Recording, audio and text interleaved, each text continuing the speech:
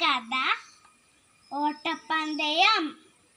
ആമയും മുയലും നല്ല ഫ്രണ്ട്സ് ആയിരുന്നു. ആമയും മുയലും ഓട്ടപ്പന്തയം വെച്ചു. മുയലാണെങ്കിലോ ചാടി ചാടി വേഗം പോന്ന്. ആമയാണെങ്കിലോ മെല്ലനെ മെല്ലനെ പോന്ന്.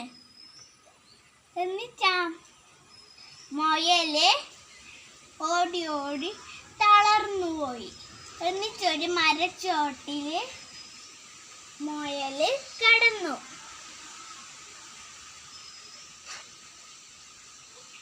എന്നിട്ടറിയാണ്ട് മുയല് ഉറങ്ങിപ്പോയി. ആമയാണെങ്കിലോ മെല്ലനെ മെല്ലനെ ആമ ജയിച്ചു. മുയൽ എണീറ്റ് നോക്കുമ്പോഴേക്ക് ആമ ജയിച്ചു. അതാണ് ആമേന്റെയും മുയലിന്റെയും കഥ.